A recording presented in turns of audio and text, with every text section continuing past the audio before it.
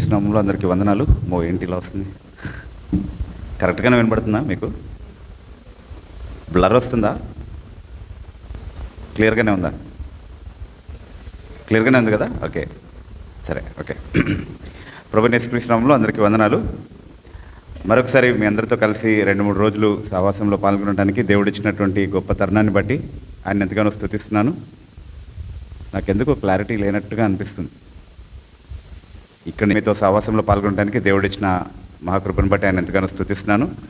అలాగే ప్రతి సెలవుల్లో వీళ్ళైనా అనుకోకుండా మళ్ళీ మమ్మల్ని ఆహ్వానించి మాకు అవకాశం ఇచ్చినందుకు డేవిడ్కి, వారి కుటుంబ సభ్యులకి, మీ అందరికి కూడా ప్రభు నామములో ప్రత్యేకంగా కృతజ్ఞతలు తెలియజేస్తూ ఉన్నాము. మొన్న సంక్రాంతి సెలవులకు వచ్చాము, ఇప్పుడు మళ్ళీ దసరా సెలవులకు వచ్చాం.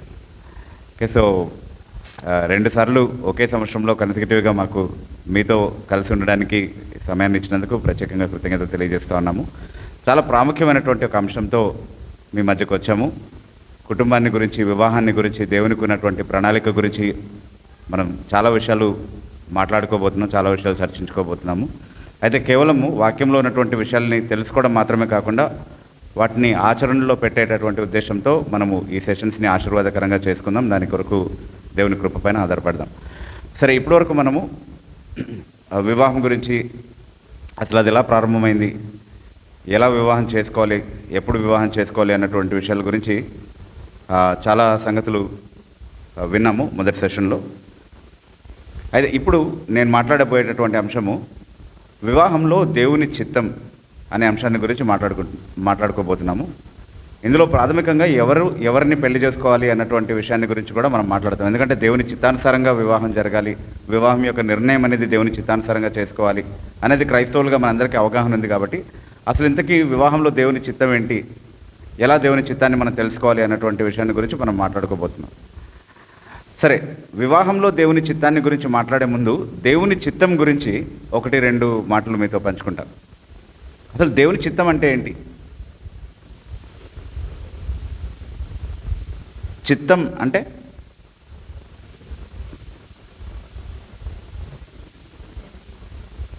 అంటే మనస్సు, అంతే కదా?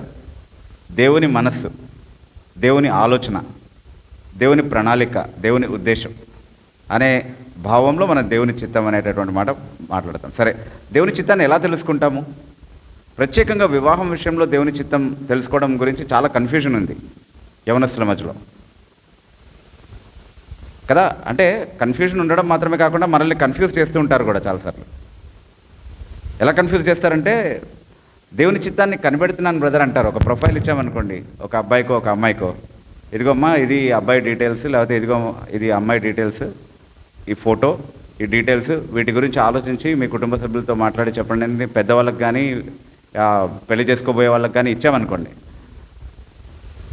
చాలా కాలం, నెల అవుతుంది, 2 నెలలు అవుతుంది, చెప్తారేమో అనుకుంటాం. మనం ఏం చెప్పరు, మనకి ఎక్కడో కనబడతారు. తర్వాత అదేంటమ్మా ఏం చెప్పలేదు అంటే, అదే దేవుని చిత్తాన్ని కనిపెడుతున్నానండి అంటారు.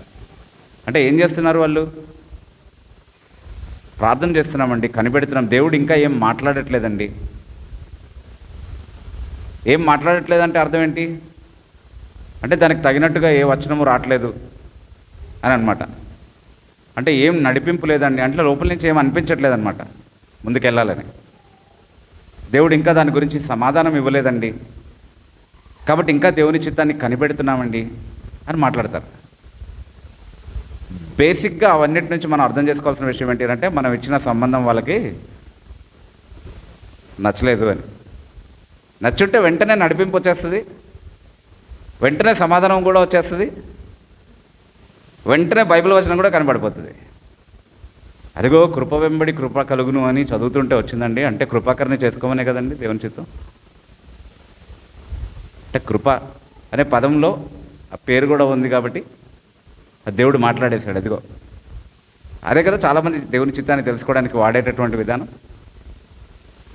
ఒకటో ఒక వచనం కనపడాలి, లేకపోతే లోపల నుంచి సమాధానం రావాలి, లేకపోతే నడిపింపు, ఏదో ఆలోచన. అంటే మన మనసులో తలంచేటటువంటి ఆలోచనలన్నీ దేవుడు ఇచ్చేటటువంటి బయలుపాటే అనేటటువంటి ఒక తప్పుడు అవగాహనలో చాలాసార్లు క్రైస్తవులు ఉంటారు. కాబట్టి దేవుని చిత్తాన్ని గురించి ఇలాంటి కన్ఫ్యూజన్ అంతా కూడా ఉందన్నమాట. మరి ముఖ్యంగా వివాహం విషయంలో దీన్ని కాంప్లికేట్ చేసుకుంటారు.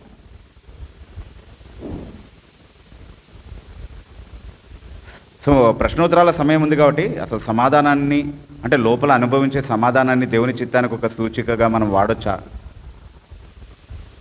నడిపింపు అనేది మన తలంపుల్లో వస్తుంది. ఆ ప్రార్థన చేస్తుంటే ఏదో ఆలోచన రావడము, లేకపోతే ఎవరో మాట్లాడడం ద్వారా ఆ పెళ్ళికి కనెక్ట్ అవ్వడము, లేకపోతే మనం తీసుకోవాల్సినటువంటి నిర్ణయానికి కనెక్ట్ అవ్వడము, అది దేవుడు మాట్లాడడం. ఆ విధానంలో దేవుడు మాట్లాడతాడా? లేకపోతే ప్రవచనాత్మకంగా కళలో కానీ దర్శనాల్లో కానీ వచ్చి చెప్తాడా?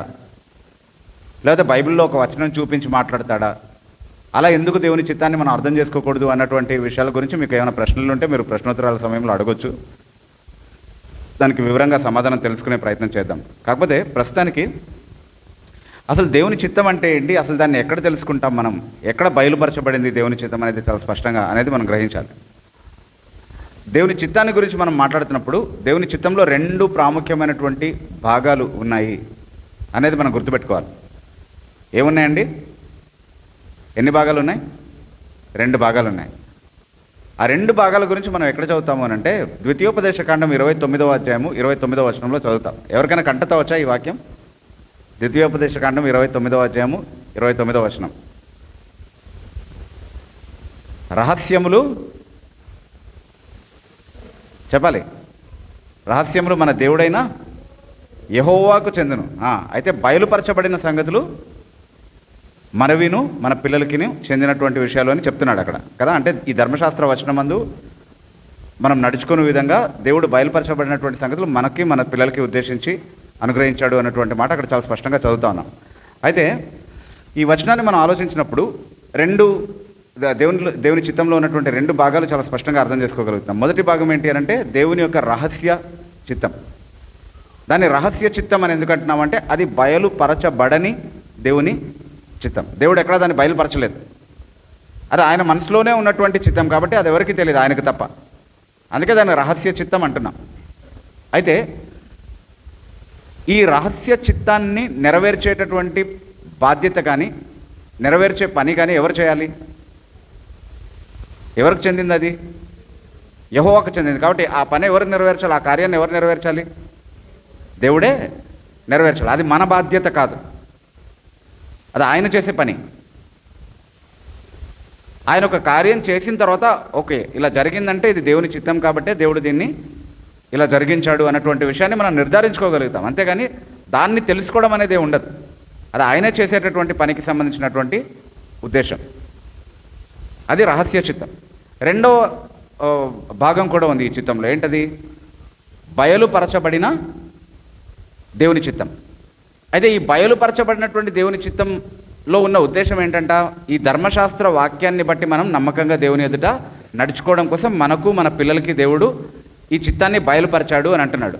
సో బయలుపరచబడినటువంటి దేవుని చిత్తం అంటే తెలియపరచబడినటువంటి దేవుని చిత్తం. అది ఇంకా రహస్యం కాదు, దేవుడు తెలియపరిచేశాడు. అది ఎక్కడుంది? ఎక్కడుంది అది? దేవుని వాక్యమైనటువంటి బైబిల్ గ్రంథంలో ఉంది. బైబిల్ గ్రంథంలో దేవుడు మనకు స్పష్టంగా ఏదైతే తెలియపరచాడో అది బయలుపరచబడినటువంటి దేవుని చిత్తం. దేవుడు దేన్నైతే మనకు తెలియపరచలేదో అది రహస్య చిత్తం, అది ఆయనకు చెందింది, ఆయన చేసేటటువంటి కార్యానికి సంబంధించింది. అయితే అర్థమైందా? ఈ 2 భాగాలు క్లియర్గా అర్థమైంది కదా. మొదటి భాగం ఏంటి? దేవుని చిత్తంలో ఉన్నటువంటి 2 భాగాల్లో మొదటి భాగం ఏంటి చెప్పాలి, నాకు వినపడట్లేదు. దేవుని రహస్య చిత్తం, అది ఎవరికి చెందింది? దేవునికే చెందింది. 2వ భాగం ఏంటి?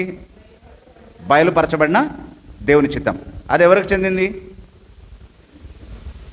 అది మనకు మన పిల్లలకు సంబంధించింది. ఎందుకు? దేవునికి నమ్మకంగా ఉండడానికి. దేవుడు తన ధర్మశాస్త్ర వాక్యంలో బయలుపరిచినవన్నీ కూడా మనం నమ్మకంగా నిర్వర్తించే విధంగా దేవుడు మన కొరకు వాటిని నియమించాడు. వాటిని మనకు తన ఆజ్ఞల రూపంలో, తన వాక్య రూపంలో మనకు బయలుపరిచాడు. సో అది బయలుపరచబడినటువంటి దేవుని చిత్తం. మనం తరచుగా చేసే పొరపాటు ఏంటి అంటే బయలుపరచబడినటువంటి దేవుని చిత్తాన్ని పక్కన పెట్టేసి మనం ఎప్పుడూ తెలుసుకోలేనటువంటి దేవుని రహస్య చిత్తాన్ని తెలుసుకునే ప్రయత్నం చేస్తాం. సాధ్యపడుతుందా? సాధ్యపడదు. ఎందుకంటే అది రహస్య చిత్తం కదా. అయితే మనం ఎంతవరకు బాధ్యత తీసుకోగలము అంటే దేవుడు ఎంతవరకు బయలుపరిచాడో అంతవరకే బాధ్యత తీసుకోగలం. ఇప్పుడు తీర్పు దినాన అందరూ దేవుని ఎదుట నిలబడి లెక్కప్ప చెప్పుకునే ఒక దినం వస్తుంది కదా. ఆ రోజు దేన్ని బట్టి దేవుడు నన్ను లెక్క అడుగుతాడు? బయలుపరచబడినటువంటి ఆయన చిత్తాన్ని బట్టి నన్ను లెక్క అడుగుతాడా, లేకపోతే రహస్యంగా ఆయన మనసులోనే ఉన్నటువంటి విషయాన్ని గురించి నన్ను లెక్క అడుగుతాడా? బయలుపరచబడిన దాని గురించే అడుగుతాడు. అంటే నా బాధ్యత ఎక్కడి వరకు పరిమితమై ఉంది? దేవుడు బయలుపరిచిన తన చిత్తం వరకు మాత్రమే నా బాధ్యత పరిమితమైంది. అక్కడ వరకే నేను లెక్క చెప్పుకోవాల్సినటువంటి బాధ్యత ఉంది. కాబట్టి అంతవరకు నేను నమ్మకంగా ఉన్నానా లేదా అన్నటువంటి విషయంలో జాగ్రత్త పడితే సరిపోతుంది. అది కాకుండా ఇంకా ఏదో తెలుసుకోవాలి, ఇంకా దీనికి అదనంగా ఏదో తెలుసుకోవాలి, దీన్ని చేసామా లేదా అన్నది పెద్ద సమస్య కాదు. అంటే బయలుపరచబడినటువంటి విషయాల్ని మనం దానికి లోబడ్డామా లేదా అన్నది పెద్ద సమస్య కాదు. కానీ రహస్య చిత్తం ఏదో ఉంది కదా, దాన్ని తెలుసుకోవాలని దాని వెంట పరిగెడతా ఉన్నాం మనం. అలా తెలుస్తుందా? అది తెలియదు. ఎందుకంటే అది మనకు చెందింది కాదు, అది దేవునికే చెందింది. మనకు చెందింది బైబిల్ గ్రంథంలో ఉంది. కాబట్టి బైబిల్ గ్రంథంలో బయలుపరచబడినటువంటి దేవుని చిత్తాన్నే మనం తెలుసుకుందాం. ఇది చాలా స్పష్టంగా, అంటే దేవుని చిత్తం మన వరకు దేవుని చిత్తం అంటే దేవుని వాక్యమే అన్నటువంటి నిర్వచనాన్ని ఎప్పుడు కూడా మనసులో గుర్తుపెట్టుకోండి. ఇది నా సొంతంగా చెప్పేటటువంటి నిర్వచనం కూడా కాదు. దేవుని చిత్తం అని వాక్యంలో ప్రస్తావించబడినటువంటి సందర్భాలని మీరు పరిశీలిస్తే చాలా స్పష్టంగా ఆ సందర్భాల్లో దేవుని వాక్యాన్నే ఉద్దేశించి మాట్లాడుతున్నాడు అనేది చాలా క్లియర్గా అర్థమవుతుంది. 1-2 ఉదాహరణలు చూద్దాం మనం. ఇప్పుడు మత్తయి సువార్త 7వ అధ్యాయము 20వ వచనంలో మనం ఏం చదువుతున్నామనంటే, మీరు చూడండి ఒకసారి. మత్తయి సువార్త 7వ అధ్యాయము 20వ వచనంలో, ప్రభువా ప్రభువా అని నన్ను పిలుచు ప్రతివాడును పరలోక రాజ్యంలోనికి ప్రవేశించడు కానీ పరలోకమందున్న నా తండ్రి చిత్త ప్రకారము చేయువాడే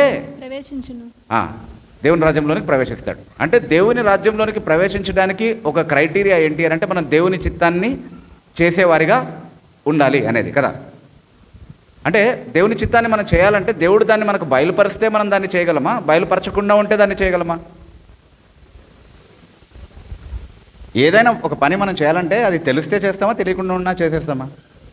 తెలిస్తేనే చేస్తాం. కాబట్టి తెలిసే విధానం ఏదైనా దేవుడే రూపొందించి ఉండాలి కదా. మరి ఈ సందర్భంలో దేవుని చిత్తం, తండ్రి యొక్క చిత్తం, పరలోకమందున్న నా తండ్రి చిత్త ప్రకారం చేయువాడే అన్నప్పుడు దేని గురించి మాట్లాడుతున్నాడు ఆయన? తర్వాత చాలామంది అంటున్నారు కదా, ప్రభువా మేము నీ నామమున ప్రవచించలేదా, నీ నామమున దయ్యములను వెళ్ళగొట్టలేదా, నీ నామమున అనేక అద్భుత క్రియలు చేయలేదా అని అన్నప్పుడు వారికి ఏం సమాధానం చెప్తున్నాడు? నేను మిమ్మల్ని ఎన్నడూను ఎరగను, అక్రమము చేయువారలారా నా యొద్ద నుండి తొలగిపోండి. అక్రమము చేయువారలారా అంటే ఏ క్రమాన్ని తప్పడం కారణంగా వాళ్ళు అక్రమము చేయువారయ్యారు?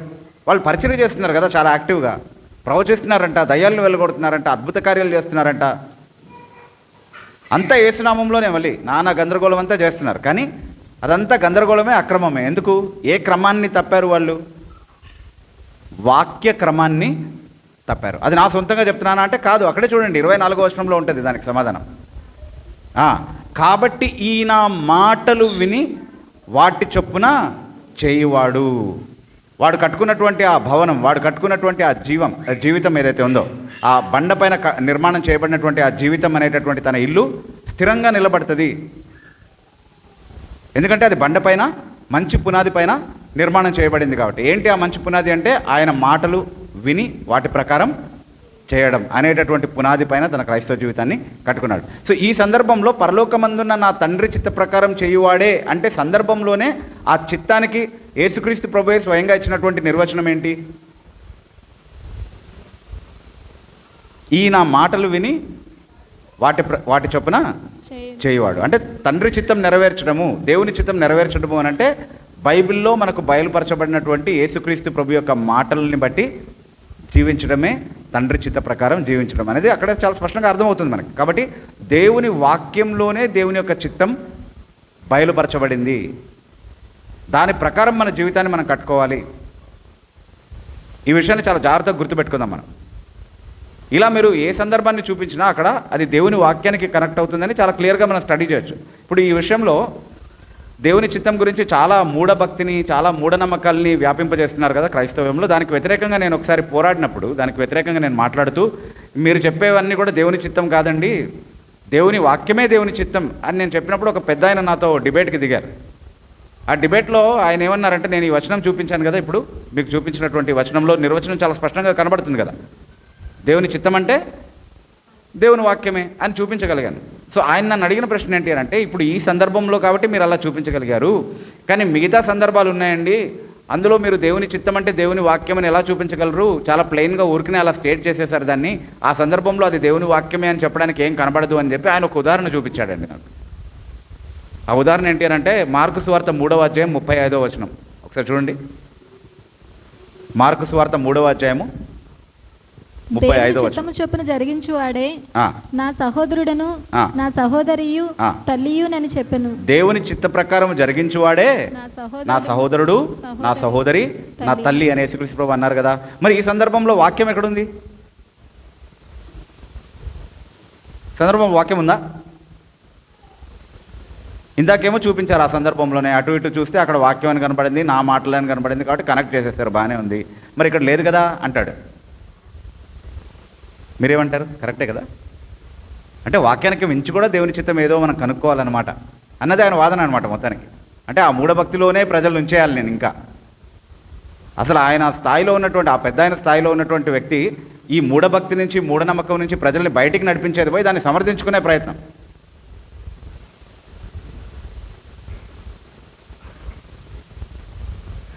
అసలు యేసుప్రభు ఆ సమయంలో ఏం చేస్తున్నాడు అంటే తన తల్లి, తన సహోదరులు కలుసుకోవడానికి వచ్చినప్పుడు ఏం చేస్తున్నాడు? ఆ సందర్భంలో లోపల కూర్చున్న వాళ్ళతో ఏం చేస్తున్నాడు? ఏం పంచుకుంటున్నాడు? చెప్పాలి. ఏం పంచుకుంటున్నాడు? వాక్యం పంచుకుంటున్నటువంటి సమయంలో ఒకడు వచ్చి చెప్పాడు, బయట ఎవరు వెయిట్ చేస్తున్నారు నీకోసం?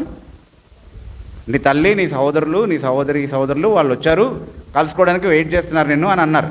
అంటే ఏమి మాట్లాడుతున్నటువంటి సందర్భంలో చెప్తున్నారు? ఇది యేసుక్రీస్తు ప్రభు బోధ చేస్తున్నటువంటి సందర్భంలో చెప్తున్నారు. ఆ సందర్భంలోనే మనం చూస్తే చాలా స్పష్టంగా, నా బోధకు కట్టుబడి ఉన్నటువంటి వారు నాకు సన్నిహితులు, నా సహోదరులు అన్నటువంటి భావం అక్కడే వస్తుంది. సరే, ఆ విషయాన్ని అలా ఉంచుదాం. సరే, అబ్బా బాగా కనెక్ట్ చేశారులేండి, కానీ అక్కడేం అలా కనబడట్లేదు కదా, వాక్యం అనేం మాట లేదు కదా అక్కడ అని మీరు అనొచ్చాము. కానీ మీరు చూడండి, ఈ సందర్భాన్ని గురించి మార్కు మాత్రమే రాయలేదు. ఇది మత్తయి సువార్తలో కూడా ఉంది, మార్కు సువార్తలో కూడా ఉంది, లూకా సువార్తలో కూడా ఉంది. దీనికి సమాంతర భాగమైనటువంటి లూకా సువార్తకు ఒకవేళ మీరు వెళ్తే కనుక, లూకా సువార్త 8వ అధ్యాయము 21వ వచనం ఒకసారి చదవండి. అక్కడ ఏముందో చూద్దాం ఒకసారి. అందుకు ఆయన దేవుని వాక్యము విని దాని ప్రకారము జరిగించువారే నా తల్లియు నా సహోదరులని వారితో చెప్పాను. అంటే ఇక్కడ ఏం చెప్తున్నాడు? దేవుని వాక్యం విని వాటి ప్రకారం జరిగించువాడే నా తల్లియు, నా సహోదరుడు, నా సహోదరి. ఇది అదే సందర్భం, దానికే సమాంతర వాక్య భాగం ఇది. మార్కు రాసినప్పుడు ఏమని రాశాడు? మార్కు రాసినప్పుడు ఏం రాశాడు? దేవుని చిత్తం చేయువాడే నా తల్లి, నా సహోదరుడు, నా సహోదరి అన్నారు. అదే మాట లూకా రాస్తున్నప్పుడు ఏమంటున్నాడు? దేవుని వాక్యం విని దాని ప్రకారం చేయవాడు. అంటే దేవుని చిత్త ప్రకారం చేయవాడంటే అర్థం ఏంటి? దేవుని వాక్య ప్రకారం చేయవాడు. అయిపోయిందా? తెలిపోయింది కదా? వచ్చిందా కనెక్షన్?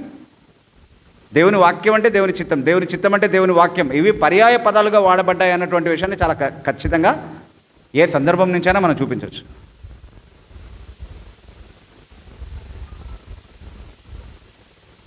ఆ నిర్వచనాన్ని ఎప్పుడు మర్చిపోకండి. This is the foundation of understanding God's will.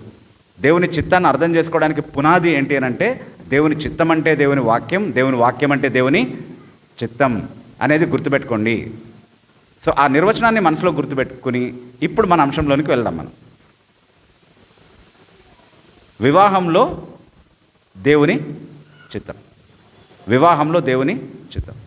So వివాహంలో దేవుని చిత్తాన్ని ఎలా తెలుసుకోవాలి? ఎవరిని పెళ్లి చేసుకోవాలి, ఎవరిని పెళ్లి చేసుకోకూడదు, ఎవరు పెళ్లి చేసుకోవాలి, ఎవరు పెళ్లి చేసుకోకూడదు అన్నటువంటి విషయాలు ఎక్కడి నుంచి నేర్చుకోవాలి? మనం వాక్యం నుండి నేర్చుకోవాలి. వాక్యం నుండి నేర్చుకొని వాటి ప్రకారం మన నిర్ణయాలని మనం చేసినప్పుడు మనం దేవుని చిత్తానుసారంగా వివాహం విషయంలో నిర్ణయం తీసుకున్నామని చెప్పడానికి అవకాశం ఉంటుంది. వాక్యాన్ని బేఖాతరు చేసి, వాక్యం ఏం చెప్తున్నా సరే దాన్ని పట్టించుకోకుండా నాకు ఇష్టం వచ్చినట్టు నేను చేస్తాను, నా పెళ్ళి నా ఇష్టం అని అనుకుంటే, లేకపోతే నా శ్రేయోభిలాషులను పక్కన పెట్టి, నా తల్లిదండ్రులకు ఒకవేళ దేవుని గురించిన జ్ఞానం లేకపోయినా వాళ్ళ ఉద్దేశాన్ని, వాళ్ళని తృప్తిపరచడానికి వాళ్ళ ఆలోచన ప్రకారం నేను చేస్తానని, లేకపోతే నలుగురు ఏమనుకుంటారు, అందరి చాయిస్ ప్రకారం నేను చేసుకుంటాను, అందరి ఆలోచన ప్రకారం నేను నిర్ణయాలు తీసుకుంటాను అని ఇంకేమైనా ప్రత్యామ్నాయ మార్గాలు పెట్టుకొని దాన్ని సమర్థించడానికి మళ్ళీ దేవుడు నాకు ఆ వాక్యం చూపించాడు, ఈ వాక్యం చూపించాడు కాబట్టి ఇది ఓకే. అవిశ్వాసిని పెళ్లి చేసుకోవాలనుకున్నానండి, వెంటనే ఎస్తెర్ గ్రంథం వచ్చిందండి. అంటే ఎస్తెర్ ఎవరిని పెళ్లి చేసుకుంది? ఎస్తెర్ ఎవరిని పెళ్లి చేసుకుంది? చెప్పాలి. అన్యరాజుని పెళ్లి చేసుకో నేను అన్యుల్ని పెళ్లి చేసుకోవాలని అనుకుంటున్న సమయంలోనే ఎస్తెర్ గ్రంథం వచ్చిందండి. అంటే దేవుడు వాక్యం ద్వారా నేను అన్యుల్ని పెళ్లి చేసుకోవచ్చని దేవుడు నాకు బయలుపరిచాడు అని అనుకోవచ్చా? అది మనకు ఆదర్శంగా ఉండడం కోసం దేవుడు రాయించాడా? కాదు. వాక్యానికి వ్యతిరేకంగా ఒకవేళ ఒక వ్యక్తి నిర్ణయం తీసుకున్నా సరే, ఆయన తన సార్వభౌమాధికారం చేత ఇశ్రాయేలుకు మేలు కలిగించినటువంటి ఒక సందర్భాన్ని మనకు చూపించడం కోసం దేవుడు దాన్ని రాయించాడు. కానీ నీవు పోయి అలాగున చేయము అని చెప్పలేదు. మేలు కలుగు నిమిత్తం నువ్వు కీడు చేయమని దేవుడు నేర్పించలేదు. అసలు పెళ్లి విషయంలో ఏం చేయాలి, ఏం చేయకూడదు అన్నటువంటి వాక్య భాగాల్ని మనం పరిశీలిస్తే ఒక విశ్వాసినే పెళ్లి చేసుకోవాలి అన్నటువంటి నియమాన్ని మనం వాక్యంలో చూస్తాం. దాన్ని ఉల్లంఘించి బైబిల్లో ఇంకెవరో అలా చేశారు కాబట్టి నేను పెళ్లి గురించి ఆలోచిస్తున్నప్పుడు ఆ వాక్య భాగం వచ్చింది కాబట్టి అది దేవుడు తన చిత్తాన్ని నాకు బయలుపరిచిన విధానం మనం ఒకవేళ అనుకుంటే కనుక ఉద్దేశపూర్వకంగా వాక్యాన్నే వాడి వాక్యానికి వ్యతిరేకంగా నిర్ణయం తీసుకోవడానికి మనం మన తప్పుడు నిర్ణయాల్ని సమర్థించుకోవడం మాత్రమే అవుతుంది. అలా ఎప్పుడు చేసుకోకూడదు. అలా కాకుండా బోధపరంగా మనం ఏం చేయాలి, ఏం చేయకూడదు అన్నటువంటి విషయం వాక్యం ఏం చెప్తుందో అది చాలా స్పష్టంగా మనం అర్థం చేసుకోవాలి. దాని ప్రకారం మనం నిర్ణయం చేయాలి. ఓకే. సో ఎవరిని పెళ్లి చేసుకోవాలి, ఎవరిని పెళ్లి చేసుకోవాలి అన్నటువంటి విషయాల గురించి మనం ఆలోచించినప్పుడు ఒకప్పుడు అసలు చెప్పుకోవాల్సిన అవసరమే లేని కానీ ఇప్పుడు మాత్రం చాలా ఖచ్చితంగా చెప్పాల్సి వచ్చేటటువంటి ఒక పరిస్థితి ఏర్పడింది కాబట్టి దాని గురించి చెప్తున్నాను. మొట్టమొదటిగా ఎవరిని పెళ్లి చేసుకోవాలి అని అంటే ఒక పురుషుడు ఒక స్త్రీనే పెళ్లి చేసుకోవాలి, ఒక స్త్రీ ఒక పురుషుడినే పెళ్లి చేసుకోవాలి. ఒకప్పుడు ఇది చెప్పాల్సిన అవసరం లేకుండింది, కానీ ఇప్పుడున్న పరిస్థితుల్లో ఖచ్చితంగా చెప్పాలి. ఎందుకంటే స్వలింగ సంపర్కము, స్వలింగ వివాహము అనేటటువంటి ఆలోచన విధానాల వైపుకి ఈ సమాజం చాలా వేగంగా దూసుకుని వెళ్ళిపోతుంది. దానికే తగిన విధంగా చట్టాలు కూడా రూపొందించబడుతున్నాయి. అలహాబాద్ హైకోర్టు మొదట, ఆ తర్వాత సుప్రీంకోర్టు వయసు మళ్ళిన ఇద్దరు పెద్దవాళ్ళు, వాళ్ళు స్త్రీలైనా పురుషులైనా వాళ్ళు కలిసి ఉండొచ్చు, స్వలింగ సంపర్కం కలిగి ఉండొచ్చు, చట్టరీత్యా అందులో తప్పేమీ లేదని చెప్పి అప్పటి వరకు ఐపీసీలో ఉన్నటువంటి 377 ఆర్టికల్ని కొట్టేస్తూ జడ్జ్మెంట్ ఇవ్వడం జరిగింది. అంటే స్వలింగ సంపర్కం నేరం కాదు ఈ దేశం ప్రకారం. కానీ వాక్య ప్రకారం స్వలింగ సంపర్కం అనేది పాపమేనా? ఖచ్చితంగా పాపమే. అది మరణదండనతో శిక్షించదగినంత ఘోరమైనటువంటి పాపంగా దేవుడు దాన్ని పరిగణించాడు. ఈ పాపం ఎక్కడి నుంచి ప్రారంభమైంది అని అంటే సొదొమ పట్టణం నుండి ప్రారంభమైంది. సొదొమ గొమొరా పట్టణాలని దేవుడు ఎందుకు నాశనం చేశాడు అని అంటే వాళ్ళు స్వలింగ సంపర్కులు కాబట్టే దేవుడు వారిని నాశనం చేశాడు. జ్ఞాపకం ఉంది కదండి ఆ సందర్భం అంతా కూడా. ఆదికాండం 19వ అధ్యాయం చదవండి, అర్థమవుతుంది. తర్వాత కూడా దానికి సంబంధించినటువంటి ఇతర వాక్య భాగాలు ఉన్నాయి కదా, యూదా పత్రికలో కానీ పేతురు పత్రికలో కానీ, వాటి గురించి చదవండి, చాలా క్లియర్గా అర్థమైపోతుంది. స్వలింగ సంపర్కులు కాబట్టే నాశనం చేశాడు. అందుకే ఆ పాపానికి, స్వలింగ సంపర్కం అనేటటువంటి పాపానికి, స్త్రీతో సంబంధం కలిగి ఉండడం, పురుషుడితో సంబంధం కలిగి ఉండడం, దీన్ని ఇంగ్లీష్ భాషలో ఒక పేరుతో పిలుస్తారు. ఏమని పిలుస్తారో ఐడియా ఉందా? సారీ, ఎల్జిబిటిక్యూ అనేది ఒక యాక్రోనిమ్. అంటే ఈ స్వలింగ సంపర్కంలో ఉండేటటువంటి అన్ని కేటగిరీస్ని కలుపుకొని చెప్పేటటువంటి మాట. లెస్బియన్స్, గే, ట్రాన్స్జెండర్, హోమోసెక్షువాలిటీ అనేది జనరలీ వాడేటటువంటి పదం. టెక్నికల్గా లీగల్గా ఒక పదం వాడతారు. ఏంటి అంటే సోడమీ. ఏంటండి అది? సోడమీ. ఎందుకు ఆ పదం వచ్చిందంటారు? లీగల్ టర్మినాలజీలోకి, టెక్నికల్ ఇంగ్లీష్ టర్మినాలజీలోకి సోడమీ అనేటువంటి పదం ఎందుకు వచ్చిందంటారు?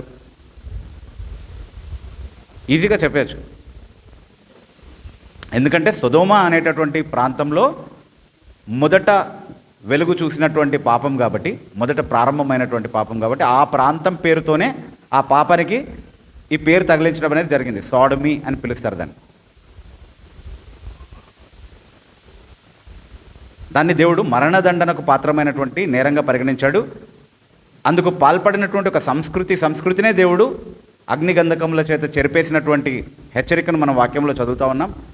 కొత్త నిబంధనకు వచ్చినప్పుడు కూడా స్వలింగ సంపర్కులు దేవుని రాజ్యంలోనికి ప్రవేశించరు అని చాలా స్పష్టంగా చెప్తా ఉన్నాడు. అది చెప్తూనే మీలో అలా చాలామంది ఉన్నారు, కానీ ఇప్పుడు మీరు క్రీస్తు యేసునందు క్షమించబడ్డారు, అంగీకరించబడ్డారు, నూతనపరచబడ్డారు అని చెప్తున్నాడు. అంటే అలాంటి లైఫ్ స్టైల్ ఉన్నటువంటి వాళ్ళు నిజంగా యథార్థంగా మారు మనసుతో యేసుక్రీస్తు ప్రభు సన్నిధికి వచ్చి వారి పాపాన్ని విసర్జించి వారి జీవితాల్ని మార్చుకుంటే కనుక దేవుడు అంగీకరించడానికి ఎప్పుడు సిద్ధంగానే ఉన్నాడు, క్షమించడానికి, వారిని నూతనపరచడానికి సిద్ధంగా ఉన్నాడు అన్నటువంటి ఆ నిరీక్షణ మనకి ఇస్తూనే, ఆ ఆహ్వానాన్ని మనకి ఇస్తూనే, ఒకవేళ అలా చేయకపోతే దానికి నిత్య పర్యవసానాలు ఉంటాయి అన్నటువంటి హెచ్చరిక కూడా వాక్యం ఖచ్చితంగా ఇస్తూ ఉంది. ఇది వాక్యం అనుమతించేటటువంటి విషయం కాదు. కాబట్టి ఒక స్త్రీ పురుషుడినే పెళ్లి చేసుకోవాలి, ఒక పురుషుడు స్త్రీనే పెళ్లి చేసుకోవాలి. రోమిలకు రాసిన పత్రిక 1వ అధ్యాయంలో కూడా మీరు దేవుణ్ణి విసర్జించినటువంటి వారిని భ్రష్ట మనసుకు దేవుడు అప్పగించాడు అన్నటువంటి ఆ మాటలు చదువుతున్నప్పుడు, తర్వాత చదవండి ఆ వాక్యం అంతా కూడా, వారిని భ్రష్ట మనసుకు అప్పగించాడని చెప్పడానికి ఒకానొక సూచన ఏంటి అని అంటే, స్త్రీతో పురుషుడితో సంబంధాలు పెట్టుకోవడం అనేది దేవుడు వారిని భ్రష్ట మనసుకు అప్పగించేశాడు, దేవుడు వారిని విడిచిపెట్టేశాడు అని చెప్పడానికి ఒక సూచన. అది వారికి వ్యతిరేకంగా దేవుడే మనకు చూపించేటటువంటి తీర్పు. చూడండి, భ్రష్ట మనసుకు అప్పగించబడినటువంటి వాళ్ళ జీవితాలు ఎంత పాడైపోయి ఉంటాయో చూడండి, వాళ్ళని చూసి నేర్చుకోండి అనే ఒక గుణపాఠంగా అలాంటి వారిని మన మధ్యలో దేవుడు ఉంచాడు అనేది మనం అర్థం చేసుకోవాలి. అంటే దేవుని చేత విడువబడినటువంటి ఒక వ్యక్తి అలాంటి మనస్సు కలిగి ఉంటాడు అనేది బైబిల్ బోధించేటటువంటి బోధ అనమాట. కాబట్టి ఎప్పుడూ అలాంటి పాపం వైపుకి మనం వెళ్ళడానికి వీల్లేదు. ఒకవేళ అలాంటి పాపం వైపుకి వెళ్తే బైబిల్ ఇచ్చేటటువంటి గొప్ప నిరీక్షణ ఏంటి అంటే, యేసుక్రీస్తు ప్రభు వాగ్దానం చేస్తున్నాడు, నా వద్దకు వచ్చేవాడిని నేను ఎన్నడూ త్రోసివేయను. ఎలాంటి వారైనా నా దగ్గరికి రావచ్చు, కానీ నా దగ్గరకు వస్తే నేను అదే పాపంలో ఉండడానికి అనుమతించను.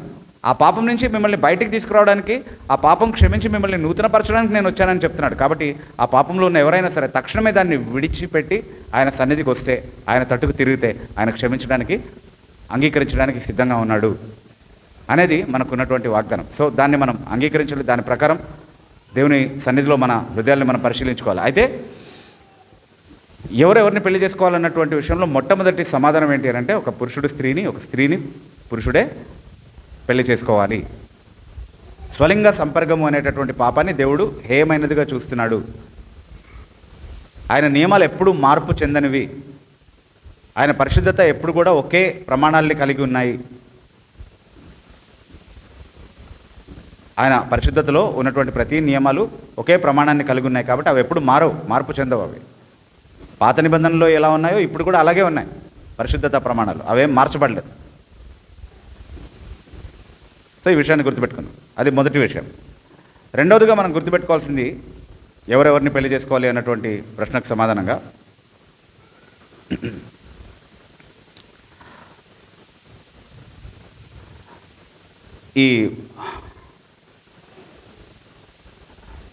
ఇందాక మనం చెప్పుకున్నాం కదా,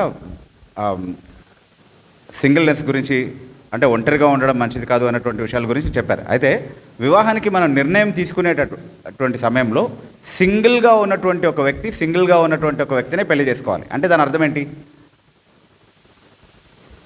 సింగిల్గా ఉన్న వ్యక్తి అంటే పెళ్ళి కానటువంటి ఒక వ్యక్తి పెళ్ళి కానటువంటి మరొక వ్యక్తినే పెళ్లి చేసుకోవాలి. అంటే ఒక వ్యక్తి పెళ్లి చేసుకుంటున్నప్పుడు ఆ వ్యక్తికి కానీ, అతను పెళ్లి చేసుకుంటున్నటువంటి వ్యక్తికి కానీ బ్రతికున్నటువంటి జీవిత భాగస్వామి ఉండేటటువంటి అవకాశం లేదు. ఒకవేళ ఉంటే వాళ్ళు పెళ్లి చేసుకోవడానికి అనుమతి లేదు. అంటే ఒక పురుషుడికి ఒక స్త్రీయే భార్యగా ఉండాలి, ఒక స్త్రీకి ఒక పురుషుడే భర్తగా ఉండాలి. They have to be in the state of singleness. అయితే ఈ సింగిల్నెస్ని మనం నిర్వచించేటప్పుడు కొంచెం జాగ్రత్తగా అర్థం చేసుకోవాలి. 3 కేటగిరీస్లో దీన్ని అర్థం చేసుకోవచ్చు. మొదటి వర్గం ఎవరు అని అంటే, సింగిల్గా ఉండేటటువంటి మొదటి వర్గం ఎవరు అని అంటే, అసలు ఎప్పుడు పెళ్లి కానటువంటి వాళ్ళు, ఇప్పటి వరకు పెళ్ళే కాలేదు అన్నటువంటి వాళ్ళు సింగిల్స్. దాంట్లో మనకేం సమస్య లేదు కదా. ఫస్ట్ టైం మ్యారేజ్ చేసుకుంటున్నారు ఇద్దరు, అందులో ఎలాంటి సమస్య లేదు. అమ్మాయికి ఎప్పుడు పెళ్లి కాలేదు, అబ్బాయికి ఎప్పుడు పెళ్లి కాలేదు, కాబట్టి వాళ్ళు పెళ్లి చేసుకోవచ్చు, నో ప్రాబ్లం. సెకండ్ కేటగిరీ ఒకటి ఉంది. భర్త చనిపోయాడు అనుకోండి, లేకపోతే భార్య చనిపోయింది అనుకోండి, అలాంటి వ్యక్తి మళ్ళీ పెళ్లి చేసుకోవచ్చా చేసుకోకూడదా? ఖచ్చితంగా చేసుకోమనే వాక్యం మనకు నేర్పిస్తుంది. యవనస్తులైనటువంటి స్త్రీలు కానీ పురుషులు కానీ వారి భార్యను కానీ భర్తను కానీ ఒకవేళ నష్టపోయి ఉంటే కనుక, వాళ్ళు మరణించి ఉంటే కనుక ఖచ్చితంగా అలాంటి వాళ్ళు పెళ్లి చేసుకోవాలి. లేకపోతే వాళ్ళు మళ్ళీ పాపంలో పడేటటువంటి, శోధనలో పడేటటువంటి ప్రమాదం ఉంది అని బైబిల్ చెప్తుంది. అంటే బైబిల్ మొదటి నుంచి దీన్ని ఆమోదించింది, దీన్ని ప్రోత్సహించింది. వితంతు పునర్వివాహం కావచ్చు, లేకపోతే భార్య చనిపోయినటువంటి ఒక పురుషుడు మళ్ళీ వివాహం చేసుకోవడం కావచ్చు, దాన్ని బైబిల్ మొదటి నుంచి ప్రోత్సహించింది, అలాగే చేయమని మనకు నేర్పించింది. కానీ మన సంస్కృతిలో ఉన్నటువంటి సమస్య ఏంటి అని అంటే, ఇక్కడ ఉన్నటువంటి ఈ దేశంలో ఉన్నటువంటి సంస్కృతి ఏంటి అని అంటే, మనకు తెలుసు కదా, మనం చరిత్రలో చదివి ఉంటాం, వితంతు పునర్వివాహాన్ని నిషేధించారు. అంటే ఇంకా జీవితకాలం వరకు ఆమె అయితే భర్తతో చితిలో కాలి చనిపోవాలి, సతీ సహగమనం అని అన్నారు దాన్ని. అలా కాకపోతే ఇంకా జీవితాంతం పెళ్లి చేసుకోకుండా ఒక చీకటి గదిలో శిరోముండనం చేసుకుని, శిరోముండనం చేసుకోవడం అంటే, శిరోముండనం చేసుకోవడం అంటే ఏంటి? గుండు గీయించుకోవడం. గుండు గీయించుకొని ఒక చీకటి గదిలో ఎవరికి ఎదురుపడకుండా, అపశకునం అనమాట. ఇంకా ఆమె ఎవరికి ఎదురుపడకుండా గాజులు వేసుకోకూడదు, బొట్టు పెట్టుకోకూడదు, ఇంకేం చేయకూడదు, అందరిలో కలవడానికి వీల్లేదు, ఒక మంచి కార్యం జరుగుతుంటే అక్కడికి రావడానికి వీల్లేదు, అసలు ఎవరికి ఎదురుపడడానికి వీల్లేదు ఒక వితంతువుకి. అలాంటి పరిస్థితిలో ఉండాలన్నది మన సంస్కృతి నేర్పించింది. ఇప్పుడు అంత దయనీయంగా వితంతువుల పరిస్థితి లేనప్పటికీ వితంతువులు తిరిగి పెళ్లి చేసుకోకూడదు, వాళ్ళు ఒక అపశకునమే అన్నటువంటి అపనమ్మిక, అలాంటి ఒక నమ్మిక మాత్రం ఇప్పటికీ కూడా ఈ దేశంలో ఉంది. అది అక్కడెక్కడో వాళ్ళ మధ్యలో ఉంటే పర్వాలేదు, కానీ దౌర్భాగ్యం ఏంటంటే ఇక్కడ క్రైస్తవుల మధ్యలో కూడా అలాంటి ఆలోచనలే ఉన్నాయంటారా లేవంటారా? ఖచ్చితంగా ఉన్నాయి. ఎందుకు? అది బైబిల్ నుంచి కలిగినటువంటి ఆలోచననా? బైబిల్ నుంచి నేర్చుకున్నారా అలా ఆలోచించాలని మనం? లేదండి. ఎక్కడి నుంచి నేర్చుకున్నారు? ఈ సంస్కృతి నుంచి నేర్చుకున్నారు. ఎవరి దగ్గర నుంచి మీరు నేర్చుకోవద్దని వాక్యం చెప్తుందో వాళ్ళ దగ్గర నుంచి నేర్చుకున్నారు. ఎవరి దగ్గర నుంచి నేర్చుకోమని వాక్యం చెప్తుందో అక్కడి నుంచి నేర్చుకోకూడనటువంటి ఒక సంస్కృతి నుండి మనం దాన్ని నేర్చుకున్నాం, అరువు తెచ్చుకున్నాం. ఆ ఆలోచన మంచిది కాదు, దాన్ని విడిచిపెట్టేద్దాం. భర్త చనిపోయినటువంటి వ్యక్తి, భార్య చనిపోయినటువంటి వ్యక్తి మళ్ళీ పెళ్లి చేసుకునేటటువంటి హక్కు ఉంది. దాన్ని అడ్డుకునేటటువంటి అర్హత కానీ అధికారం కానీ ఎవరికి లేదు, ఉండకూడదు. సో అలాంటి వాళ్ళని సింగిల్స్గానే ట్రీట్ చేయాలి, వాళ్ళని పెళ్లి చేసుకోవచ్చు మళ్ళీ, నో ప్రాబ్లం అట్ ఆల్. అది రెండో కేటగిరీ. ఓకే, మూడో కేటగిరీ ఒకటి ఉంది, విడాకులు తీసుకున్నటువంటి వారు. విడాకులు తీసుకున్నటువంటి వారిని పెళ్లి చేసుకోవచ్చా మళ్ళీ?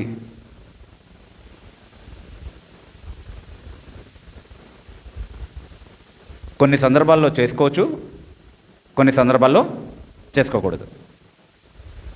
ఎప్పుడు చేసుకోవాలి, ఎప్పుడు చేసుకోకూడదు, ఏ విడాకులు తీసుకున్నటువంటి వాళ్ళకి పెళ్లి చేయొచ్చు, ఎలాంటి విడాకులు జరిగినటువంటి వాళ్ళకి పెళ్లి చేయకూడదు అన్నటువంటిది ఒక సెపరేట్ సెషన్గా మనం మాట్లాడుకుందాం. ఎందుకంటే అందులో మాట్లాడుకోవడానికి చాలా విషయాలు ఉన్నాయి కాబట్టి దాని గురించి ఒక సెపరేట్ సెషనే మాట్లాడతాను నేను తర్వాత. కానీ ఇది గుర్తుపెట్టుకోండి, ఒక వ్యక్తి విడాకులు తీసుకుని ఉంటే కనుక, పురుషుడైనా స్త్రీ అయినా, అలాంటి వ్యక్తిని పెళ్లి చేసుకోవాలని ఆలోచించేటప్పుడు వాక్య నియమాలకు సరిగ్గా ఉండే విధంగానే ఆ విడాకులు జరిగాయా, లేదా వాక్య వ్యతిరేకంగా విడాకులు జరిగాయా అన్నటువంటి విషయాన్ని జాగ్రత్తగా ఆలోచించిన తర్వాతే అలాంటి వ్యక్తిని వివాహం చేసుకోవడానికి ఇష్టపడాలి. లేకపోతే అలాంటి వివాహాల్ని మానుకోవాలి. అలాంటి వ్యక్తితో వివాహం చేసుకోవడానికి వీల్లేదు. అందరూ విడాకులు తీసుకున్న అందరూ మళ్ళీ వివాహానికి ఎలిజిబుల్ కాదు. ఎవరిని చేసుకోవాలి, ఎవరిని చేసుకోకూడదు అన్నటువంటివి దాని గురించి నేను రేపు మాట్లాడతాను. సో రేపు కూడా మిస్ అవ్వకుండా వచ్చేయండి. ఓకే, విడాకుల గురించి మనం మాట్లాడుకుందాం రేపు. సరే, సో ఇది ఈ 3 కేటగిరీస్లో సింగిల్స్ని మనం అర్థం చేసుకోవాలి. సో మొదటి 2 కేటగిరీస్లో సమస్య ఏమీ లేదు, పెళ్లి చేసుకోవచ్చు. 3rd కేటగిరీలో కొందరిని చేసుకోవచ్చు, కొందరిని చేసుకోకూడదు. సో 2 నియమాల గురించి మనం మాట్లాడుకున్నాం. పురుషుడు స్త్రీ పురుషుడినే వివాహం చేసుకోవాలనేది మొదటి విషయం. రెండో విషయం ఏంటి అంటే ఏం చెప్పుకున్నాం? సింగిల్స్నే పెళ్లి చేసుకోవాలంటే వివాహం చేసుకుంటున్న ఇద్దరు వ్యక్తులకి బ్రతుకున్నటువంటి వేరొక జీవిత భాగస్వామి ఉండేటటువంటి అవకాశమే ఉండకూడదు. అలాంటి వారిని మనం పెళ్లి చేసుకోవచ్చు. అందులో ఎప్పుడు పెళ్లి కాని ఇద్దరు పెళ్లి చేసుకోవచ్చు, లేకపోతే ఒకరు లేదా చేసుకునే ఇద్దరు భర్తను కానీ భార్యను కానీ పోగొట్టుకున్నటువంటి వాళ్ళు అయితే మరణం కారణంగా అలా కూడా వాళ్ళు పెళ్లి చేసుకోవచ్చు. ఒకవేళ విడాకుల ద్వారా సింగిల్నెస్ వచ్చి ఉంటే కనుక ఆ విడాకులు దేని కారణంగా జరిగాయి, అది వాక్యానుసరమైనటువంటి కారణమేనా కాదా అన్నటువంటి విషయాల్ని పరిశీలించిన తర్వాత పెళ్లి చేసుకోవచ్చు అన్నటువంటి విషయాల గురించి మనం అర్థం చేసుకున్నాం. ఇక్కడ వరకు క్లియర్గానే ఉంది కదా? క్లియరా కదా? అమ్మో క్లియరే అని చెప్పకపోతే సమస్య మళ్ళీ రిపీట్ చేస్తాడు కదా. అవన్నీ ఎవరు వింటారు మళ్ళీ?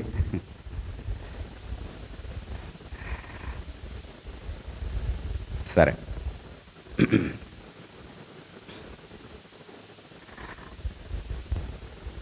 తర్వాత మొదటి కొరింథీ పత్రిక 7వ అధ్యాయంలోనే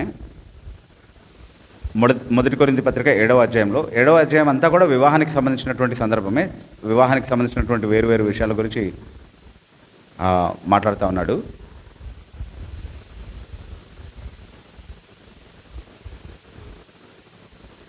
అక్కడ మొదటి కొరింథీ పత్రిక 7వ అధ్యాయానికి మనం వద్దాం. దానికంటే ముందు 2వ కొరింథీ పత్రిక 6వ అధ్యాయము 14వ వచనం నుండి ఉన్నటువంటి వాక్య భాగాలను ఒకసారి చదువుదాం మనం. మీరు అవిశ్వాసులతో జోడుగా ఉండకుడి, నీతికి దుర్నీతితో ఏమి సాంగత్యము, వెలుగునకు చీకటితో ఏమి పొత్తు, క్రీస్తునకు బెలియాలతో ఏమి సంబంధము, అవిశ్వాసితో విశ్వాసికి పాలెక్కడిది, దేవుని ఆలయమునకు విగ్రహములతో ఏమి పొందిక, మనము జీవము గల దేవుని ఆలయమై ఉన్నాము. ఓకే, సో గుర్తుపెట్టుకోండి దీన్ని. 14వ వచనంలో ఏమంటున్నాడు? మీరు అవిశ్వాసులతో జోడుగా ఉండకుడి. Do not be unequally yoked with a heathen. క్రైస్తవేతరుడు అయినటువంటి ఒక వ్యక్తి, రక్షణ అనుభవం లేనటువంటి ఒక వ్యక్తితో మీరు జోడుగా ఉండడానికి వీల్లేదు అని చెప్తూ దానికి కారణాలు చెప్తున్నాడు. నీతికి అనీతితో ఏం సంబంధం? చీకటికి వెలుగుతో ఏం పొత్తు? క్రీస్తుకు బెలియాలకు ఏం సంబంధం? విశ్వాసికి అవిశ్వాసికి పాలెక్కడిది? తర్వాత దేవుని ఆలయానికి విగ్రహాలకు ఏం సంబంధం? కాబట్టి ఒక విశ్వాసినే పెళ్లి చేసుకోవాలి. అలాగే ఒక అవిశ్వాసినే పెళ్లి చేసుకోవచ్చు, ఇబ్బంది ఏం లేదు. కానీ మళ్ళీ నోవా కాలంలో జరిగినటువంటి ఆ పాపం జరగకుండా జాగ్రత్త పడాలి కదా. దేవుని కుమారులు నరుల కుమార్తెలతో పోయినటువంటి ఆ పాపం ఉంది కదా, అది రిపీట్ అవ్వకుండా చూసుకోవాలి మన సంఘంలో. దానికి మనం ఏం చేయాలి? విశ్వాసులనే పెళ్లి చేసుకోవాలి, అవిశ్వాసులనే పెళ్లి చేసుకోవాలి అన్నటువంటి నియమాన్ని ఎప్పుడు కూడా మనం పాటిద్దాం. అంటే ఎవరికి తగినట్టుగా వాళ్ళు, ఎవరి విశ్వాసానికి తగినట్టుగా వాళ్ళు చేసుకోవడం అనేది ఎప్పుడు కూడా చాలా శ్రేయస్కరమైనటువంటి విషయం. అయితే అది కేవలం శ్రేయస్కరమైనది మాత్రమే కాదు, దేవుడు ఖచ్చితంగా ఆజ్ఞాపించినటువంటి విషయం. దీంట్లో రాజీ పడడానికి వీల్లేదు. అయితే ఇక్కడ చాలామంది సొలొమోను కంటే ఎక్కువ జ్ఞానం ఉన్నట్టుగా మాట్లాడుతూ ఉంటారు. కాదు బ్రదర్, ఇప్పుడు మనము పలానా సహోదరుడు ఉన్నాడండి, ఒక అవిశ్వాసిని చేసుకున్నాడు, కొంతకాలానికి ఆమె కూడా మంచి విశ్వాసిగా మారిందండి, అలా మనం అవిశ్వాసుల్ని పెళ్లి చేసుకొని వాళ్ళని దేవుని దగ్గరికి నడిపించవచ్చు కదండి అని మాట్లాడుతుంటారన్నమాట. అంటే అలా మాట్లాడుతున్నారంటేనే ఆల్రెడీ ఎక్కడో ఏదో జరుగుతుంది అనేది మనం అర్థం చేసుకోవాలి ఫస్ట్. దాన్ని సమర్థించుకోవడానికి ఇవన్నీ అనమాట, అంటే లేయింగ్ ద ఫౌండేషన్. కానీ దేవుడు సొలొమోనుతో మాట్లాడితే ఏమన్నాడు? అన్య స్త్రీలను నువ్వు వివాహం చేసుకోకూడదు, ఒకవేళ చేసుకుంటే నువ్వు వాళ్ళని నా తట్టుకి తిప్పు, వాళ్ళని మార్చు అని చెప్పాడా? కాదు, వాళ్ళే నీ హృదయాన్ని వాళ్ళ దేవుళ్ళ తట్టుకి తిప్పేస్తారు. కాబట్టి నువ్వు ఎప్పుడు కూడా అన్య స్త్రీలను వివాహం చేసుకోకూడదు అని అన్నాడు. విన్నాడా సొలొమోను? వినలేదు. వినకపోతే ఏం జరిగింది? దేవుడు చెప్పిందే జరిగింది. ఏ స్త్రీలనైతే పెళ్లి చేసుకున్నాడో ఆ స్త్రీలు ఆరాధించేటటువంటి దేవుళ్ళందరికీ కూడా గుడ్లు కట్టించాడు మనోడు. మహాజ్ఞాని సొలొమోను. ఏం లాభం అంత జ్ఞానం ఉండి? ఏమీ లేదు కదా. కానీ ఈరోజు చాలామంది నేను సొలొమోను కంటే జ్ఞానిని, నేను మార్చుకుంటాను, నేను అన్యురాల్ని వివాహం చేసుకొని లేకపోతే అన్యుడిని వివాహం చేసుకొని నేను మార్చుకుంటానని అన్నట్టుగా మాట్లాడుతున్నారు. ఒక వ్యక్తిని మార్చడానికి సువార్త మాత్రమే దేవుడు నియమించినటువంటి సాధనం, వివాహం కాదు. వివాహం అనేది ఇతరులను క్రైస్తవులుగా చేయడానికి దేవుడు నియమించినటువంటి మాధ్యమం కాదు. దేవుని కంటే జ్ఞానం ఉన్నట్టుగా దేవుని కంటే బాగా మనం ఆలోచించగలము, దేవునికి మంచి ప్రత్యామ్నాయాల్ని మనం నేర్పించగలము అన్నట్టుగా మనం ప్రవర్తించకూడదు.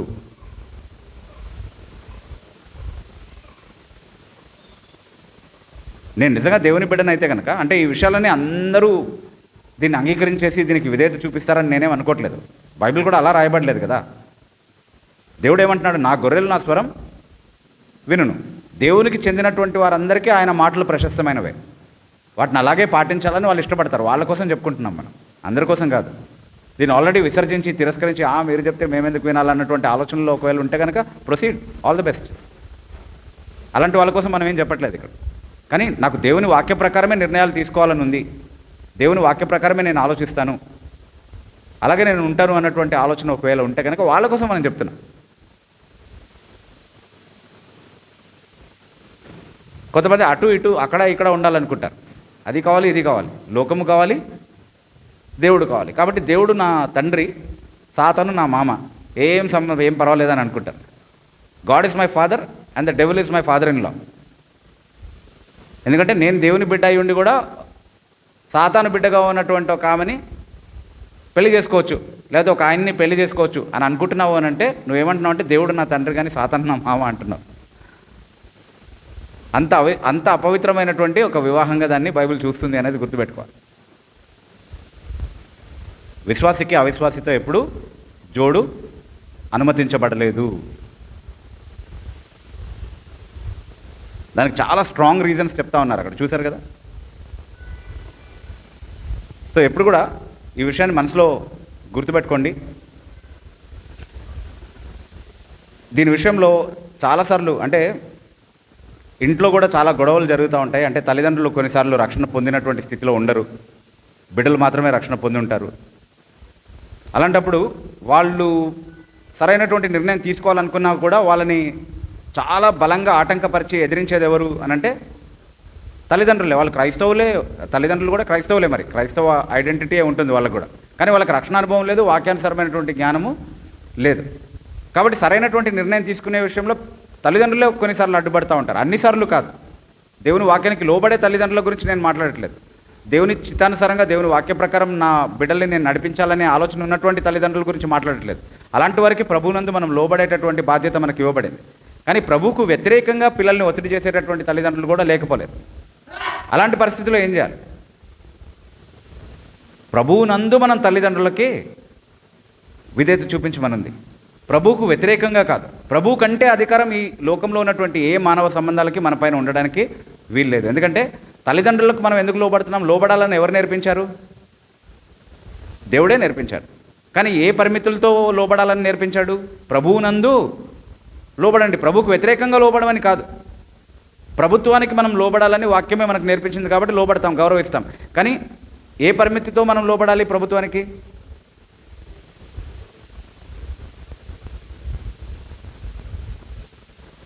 ఏ పరిమితితో లోబడాలి? మేము మనుషులకు విధేయత చూపించాలో దేవునికి విధేయత చూపించాలో మీరే ఆలోచించుకోండి అని ఒక సందర్భంలో పేతురు చెప్తాడు కదా అక్కడ ఉన్నటువంటి అధికారులకి. ఆ పరిమితులతో మనం ప్రభుత్వానికి లోబడతాం. నెబుకద్నెజరు ముందు నిలబడినప్పుడు షద్రక్ మేషక్ అబేద్నెగో ఏం చెప్పారు? నువ్వు రాజువు కాబట్టి ప్రభుత్వానికి మేము లోబడాలి కాబట్టి నువ్వు ఏం చెప్పినా అది చేస్తామన్నారా?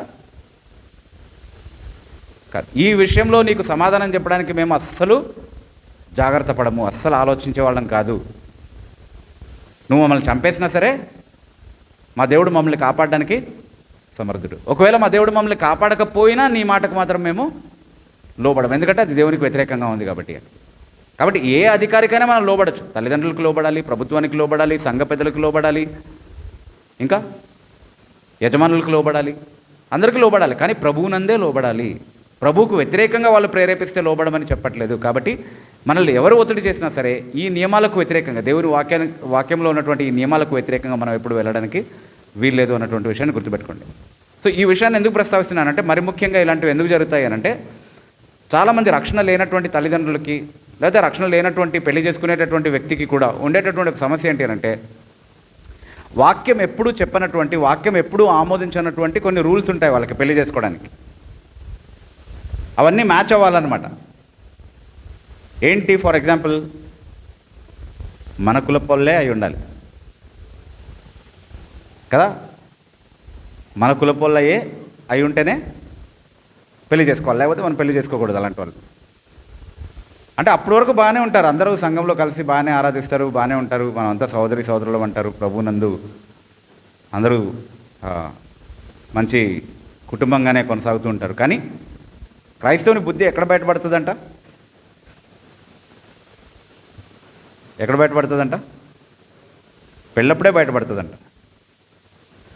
అప్పటి వరకు కులం గుర్తురాదు వాడికి, కానీ పెళ్లి దగ్గర మాత్రం సంఘ పెద్దలు ఆమోదించకపోవచ్చు ఆ విషయాన్ని. సంఘ పెద్దలకి తెలియకుండానే సంప్రదింపులు జరిపిస్తూ ఉంటారు అన్నమాట రహస్యంగా. ఇక్కడ ఏమడుగుతారో తెలియదు, మా దగ్గర అయితే మీరు ఏంటోళ్ళండి అని అడుగుతారు. ఇక్కడ ఏమడుగుతారో తెలియదు, మీరు 2 3 పాలా పెరుగా, ఈ లాంగ్వేజ్ తెలుసా? ఐడియా ఉందా? 2 3 ఏంటో తెలుసా? తెలుసా తెలీదా? తెలీదా? మీరు 2 3 పాలా పెరుగా అని అడుగుతారు. 2 3 అన్నవి 2 కులాలకు సంబంధించినటువంటి కోడ్ లాంగ్వేజెస్. 2 అక్షరాలు ఉన్నది 2, 3 అక్షరాలు ఉంటే 3. ఆ ఏ కులాలో మీరు ఆలోచించుకోండి. ఓకే, మీరు 2 3 అని అడుగుతారు. ఎందుకంటే 2 అయితే మాది కూడా 2 కాబట్టి మన కుల పొల్లే చేసుకోవచ్చు. ఒకసారి ఒక పాస్టర్ గారు, నాకు తెలిసిన ఒక ఆంటీ గారిని అడిగారంట, అమ్మ మీరు 2 3 అని అడిగారంట. ఆమెకి భాష తెలీదు. మేము 4 అండి అన్నదంట. ఊరికనే ఆయన పై నుంచి కింద వరకు చూసి మీరు అలా కనబడరే అన్నాడంట. అంటే 4 కూడా ఒక కోడ్ ఉందన్నమాట. కానీ మీరు ఒక విషయం గుర్తుపెట్టుకోండి, మీరు క్రైస్తవులుగా ఉండి ఇంకా కులం గురించి మాట్లాడుతున్నారంటే మీలో అస్సలు దేవుని గురించినటువంటి ఆలోచన కానీ దేవుని ఆత్మ కానీ లేదు అన్నటువంటి విషయాన్ని ఎప్పుడు కూడా గుర్తుపెట్టుకోండి. ఎందుకంటే క్రైస్తవ్యంలో కులం అనేదే లేదు. There is no caste in Christianity. కులం అనేది బయట నుంచి వచ్చిన చెత్త, అది మన విశ్వాస విధానానికి సంబంధించిందే కాదు.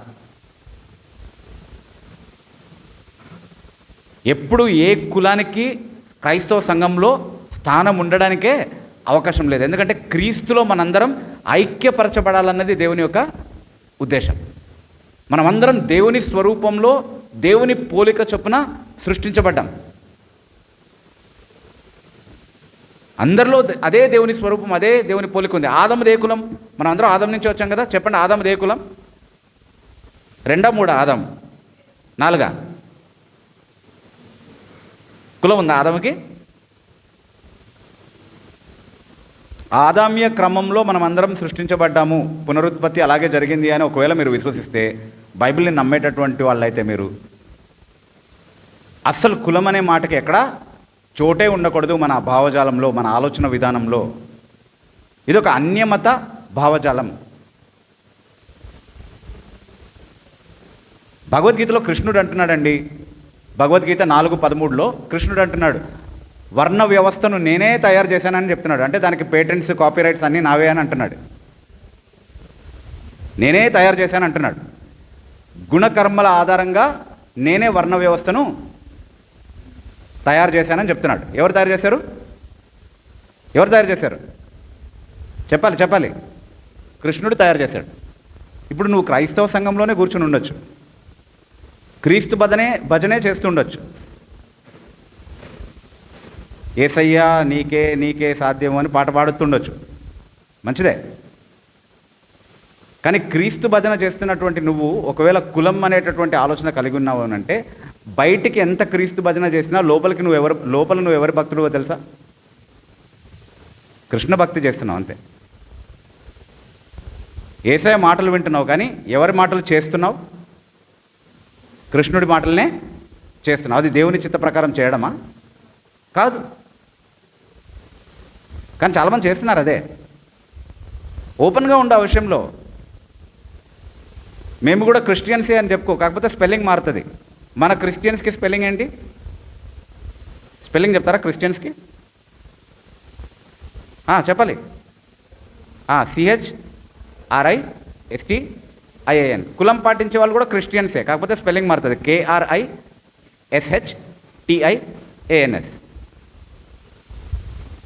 సో మనం ఏ క్రిస్టియన్స్ అనేది గుర్తుపెట్టుకోవాలి. క్రిస్టియన్సా? ఈరోజు సంఘంలో యేసు భజన చేసే చాలామంది క్రిస్టియన్స్ కాదు.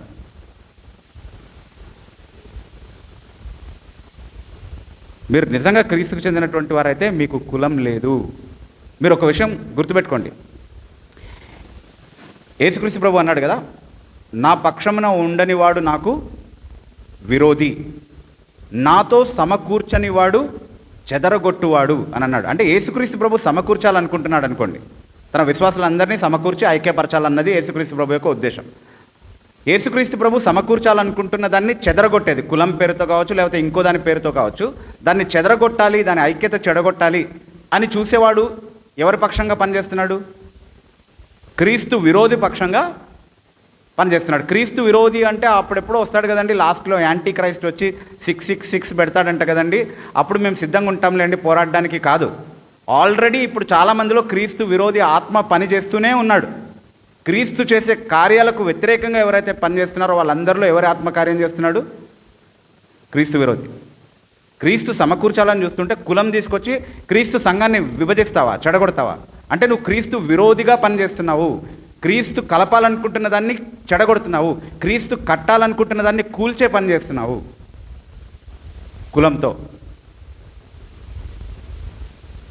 కాబట్టి అలాంటి వ్యక్తులు ఎప్పుడూ క్రైస్తవులు కాదు. ఈ విషయంలో మారు మనసు పొందాల్సినటువంటి చాలామంది క్రైస్తవులు ఉన్నారు. ఇంకా కులం అని ఒకవేళ మాట్లాడుతున్నారంటే సిగ్గు. అసలు మీరు ఇక్కడికి చెందినటువంటి వారే కాదు, రావాల్సిన అవసరం కూడా లేదు సంఘానికి. నీ సంఘమా వచ్చి మాట్లాడుతున్నావు అంటే అవును, ప్రతి స్థానిక సంఘం సార్వత్రిక సంఘంలో భాగమే. కాబట్టి వాక్యోపదేశకుడిగా క్రీస్తు నాకు ఇచ్చినటువంటి అధికారాన్ని బట్టి చెప్తున్నాను, ఏ సంఘంలోనూ కులం అనే ఆలోచన ఉండేటటువంటి వాళ్ళు ఉండాల్సిన అవసరమే లేదు, అవకాశమే లేదు, ఉండకూడదు అంతే. పెళ్ళికి కులం కావాలా? మళ్ళీ దేవుని ఆశీర్వాదం కూడా కావాలి దాంతోపాటు. ఆశీర్వదిస్తాడు కృష్ణుడు, వెళ్ళండి అక్కడికి.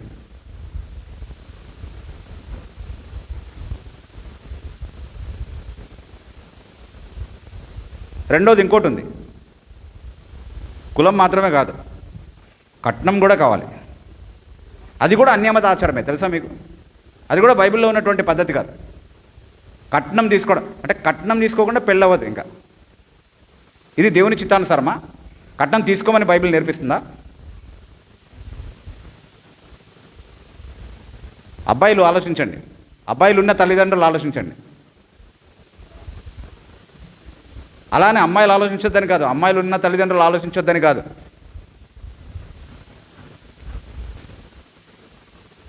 ఈ మధ్య కట్నం తీసుకోకపోతే అబ్బాయిలో ఏదో లోపం ఉందేమో అందుకే కట్నం తీసుకోలేదని అనుకుంటున్నారు. అది ఇంకా దౌర్భాగ్యం.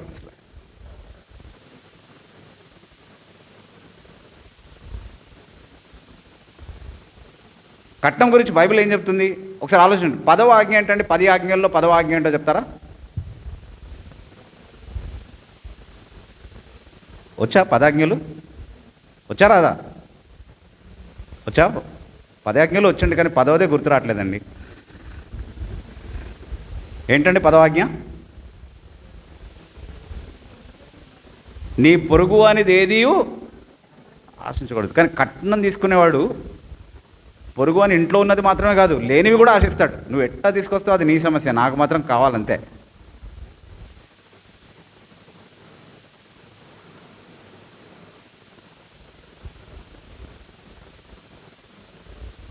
నువ్వు కూరగాయల బండి దోస్తున్నావేమో కానీ నాకు మాత్రం బైక్ పెట్టాల్సిందే, నాకు మాత్రం కారు ఇప్పించాల్సిందే. వాడి ఇంట్లో ఉన్నవి లేనివి అన్నీ ఆశిస్తాడు. నీ పొరుగు అనేది ఏది ఆశించకూడదు. నువ్వు ఏదైనా సంపాదించుకోవాలంటే నీ కష్టార్జితమై ఉండాలి. అది కట్నం ఇస్తే కూర్చొని తినడానికి కాదు, సిగ్గుండాలి అలా తీసుకోవడానికి. అది ఎప్పుడు క్రైస్తవ విధానం కాదు, ఎందుకంటే అది వాక్యానికి వ్యతిరేకమైనది. సంతలో గొడ్లను అమ్ముకున్నట్టుగా అబ్బాయిలని, మా అబ్బాయికి ఇంత రేటు, ఇంత పెట్టుబడి పెట్టాం మా అబ్బాయి మీద, ఇంత రేటు ఇస్తేనే ఇస్తాం మా అబ్బాయిని అన్నట్టుగా బేరమాడుతున్నారు సంతలో కూర్చోబెట్టి అబ్బాయిల్ని. ఎంత వాక్య వ్యతిరేకమైనటువంటి, ఎంత అవమానకరమైనటువంటి పరిస్థితి అది అనేది గుర్తుపెట్టుకోండి. అన్యులు చెప్తున్నారండి బయట కట్నం తీసుకునేవాడు చెప్పాలి చెప్పాలి గాడిద. అన్యులు చెప్తున్నారు కట్నం తీసుకునేవాడు గాడిద. మరి కట్నం ఇచ్చేవాడు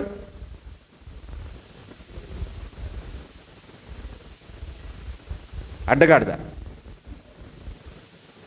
ఆ మధ్యలో ఉండి కట్నం ఇప్పించే పాస్టర్లు కొంతమంది ఉంటారు, వాళ్ళు కంచరగాడిదలు.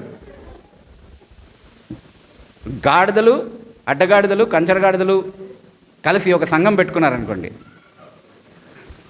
అది ఏం సంఘం అవుతుంది? అది ఏం సంఘం అవుతుంది? అది గాడిదల సంఘం అవుతుంది. యేసుక్రీస్తు ప్రభు గాడిదల సంఘానికి కాపరి కాదు, ఆయన గొర్రెల సంఘానికే కాపరి. కాబట్టి గాడిదలు ఉండడానికి వీల్లేదు. కట్నాలు తీసుకోకండి దయచేసి, అది వాక్యానికి పూర్తిగా వ్యతిరేకం. సో దేవుని చిత్తానుసారంగా వివాహం చేసుకోవాలంటే ఏమి ఉండాలి, ఏమి ఉండకూడదు అన్నటువంటి విషయాల గురించి మనం మాట్లాడుకున్నాం. సరే, చివరిగా ఇంకొక మాట చెప్పి నేను ముగిస్తాను. ఇంకా చాలా విషయాలు మాట్లాడుకోవచ్చు మనం. పాజిటివ్గా ఇంకొక మాట మాట్లాడి నేను ముగిస్తాను. దేవుని చిత్తాన్ని తెలుసుకునే మనం పెళ్లి చేసుకోవాలి అన్నది నియమం కదా ఖచ్చితంగా. సో ఎలా నిర్ధారించుకోవాలి? ఇప్పుడు అన్నీ ఉన్నాయనుకోండి. ఇప్పుడు నేను పెళ్లి చేసుకోవాలనుకున్నటువంటి వ్యక్తి, ఒక అబ్బాయి కానీ ఒక అమ్మాయి కానీ, ఓకే, మేమిద్దరం సింగిల్సే. అవతల నేను అబ్బాయి గురించి మాట్లాడదాం. జస్ట్ ఎగ్జాంపుల్గా అబ్బాయిని తీసుకున్నాం. నేను అవతల ఒక అమ్మాయిని పెళ్లి చేసుకోవాలనుకుంటున్నాను. ఆ అమ్మాయి సింగిలే, నేను కూడా సింగిలే, ఏం సమస్య లేదు. First point. సెకండ్ పాయింట్ ఏంటి అంటే ఆమె స్త్రీ, నేను పురుషుడు, కాబట్టి ఏం సమస్య లేదు. కట్నం ఆశించట్లేదు. ఓకే, తర్వాత కులం చూడట్లేదు. తర్వాత ఇద్దరం విశ్వాసులమే, ఇద్దరం దేవునికి సమర్పించుకున్నటువంటి వారమే. అయితే అలాంటి నిర్ణయం తీసుకోగలిగేటటువంటి ఇద్దరు ముగ్గురు ఉన్నారు నా దృష్టిలో, ఒకరు కాదు. కాకపోతే ఒక్కరినే నేను ఎన్నుకోవాలి. ఇప్పుడు వీరిలో దేవుని చిత్తం ఎట్లా తెలుసుకోవాలి? నేను ఎట్లా తెలుసుకోవాలి? ఉందా ఏదైనా ఫార్ములా? అందుకేనండి, అదే మా కన్ఫ్యూజన్ కూడా. అందుకే మేము కనిపెడతా ఉంటాము, ప్రార్థన చేస్తూ ఉంటాము, ఏదైనా ఆలోచన వస్తుందేమో అని, ఏదైనా నడిపింపు వస్తుందేమో అని. ఎవరి విషయంలో సమాధానం వస్తుందో, కొన్ని రోజులు ఎవరి విషయంలో సమాధానం వస్తుందో ఎట్లా చూస్తారు? కొన్ని రోజులు ఒక అమ్మాయి గురించి ఆలోచించాలి, సమాధానం వస్తే ఆ అమ్మాయే, అది రాకపోతే నెక్స్ట్ ఇంకొక అమ్మాయి. అలా కనిపెడతారా? అసలు ఎలాంటి మూఢనమ్మకంలో ఉన్నారో చూడండి క్రైస్తవులు. బైబిల్ చాలా సింపుల్గా తేల్చేసింది ఈ విషయాన్ని. 1 కొరింథీ పత్రిక 7వ అధ్యాయము 39వ వచనంలో ఒక నియమం ఉంది. వితంతువుల పునర్వివాహాన్ని గురించి మాట్లాడుతున్నప్పుడు ఒక నియమాన్ని ప్రస్తావిస్తాడు అపోస్తలుడు. అదే నియమం వర్తిస్తుంది వాస్తవానికి వివాహం విషయంలో ఏ నిర్ణయం తీసుకోవాలనుకున్న వారికైనా సరే.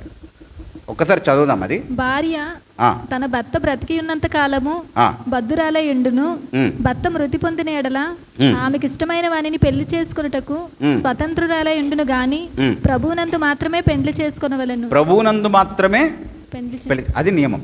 ప్రభువునందు మాత్రమే పెళ్లి. అయితే నియమం ఏంటంటే తనకిష్టమైన వానిని పెళ్లి చేసుకోవచ్చును, తనకిష్టమైన వానిని పెళ్లి చేసుకోవచ్చును, కానీ ప్రభువునందే చేసుకోవాలి, అంతే. అంటే ఇక్కడ మనకు 2 ప్రాముఖ్యమైనటువంటి విషయాల్ని జాగ్రత్తగా అర్థం చేసుకునే ప్రయత్నం చేయండి. మనకు పూర్తి క్రైస్తవ స్వేచ్ఛ ఇవ్వబడింది వివాహం విషయంలో నిర్ణయం తీసుకోవడానికి. పూర్తిగా క్రైస్తవులుగా మనకు స్వేచ్ఛ ఇవ్వబడింది. ఎవరినైనా, మీకు ఇష్టం ఉన్న ఎవరినైనా వివాహం చేసుకోవచ్చు, మీ ఇష్టం. ఎవరినైనా వివాహం చేసుకోవచ్చు. ఎవరినైనా అంటే ఎంతమందినైనా అని కాదు, ఒకరినే. ఆ చేసుకునే ఒకరు ఎవరై ఉండాలంటే మీకు ఇష్టమైన ఎవరినైనా చేసుకోవచ్చు. కానీ ఆ స్వేచ్ఛకు, ఆ క్రైస్తవ స్వాతంత్రానికి ఒకే ఒక పరిమితి మనకు నేర్పిస్తున్నాడు.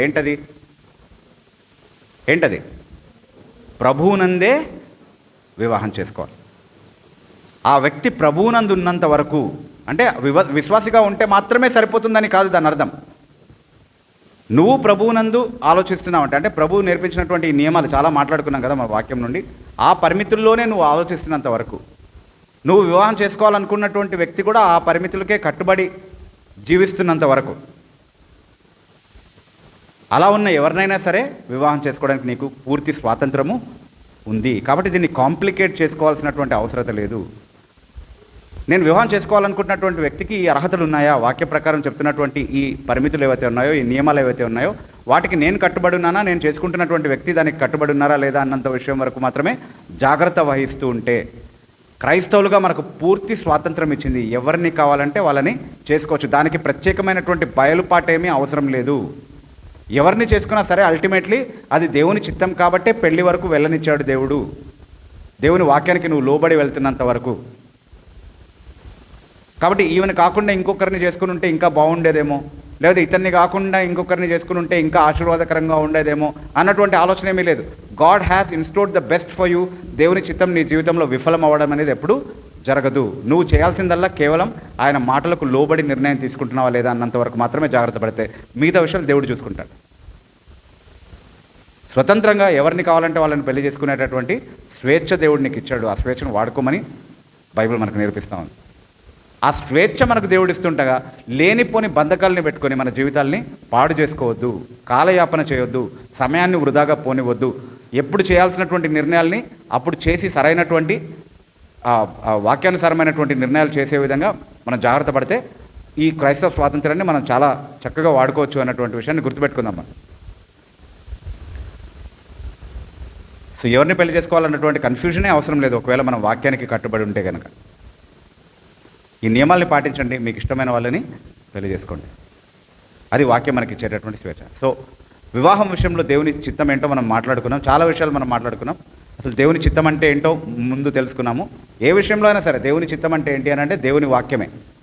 దేవుని వాక్య ప్రకారం, దేవుడు వాక్యంలో నేర్పించినటువంటి నియమాల ప్రకారం జీవించడమే దేవుని చిత్తానుసారంగా జీవించడం.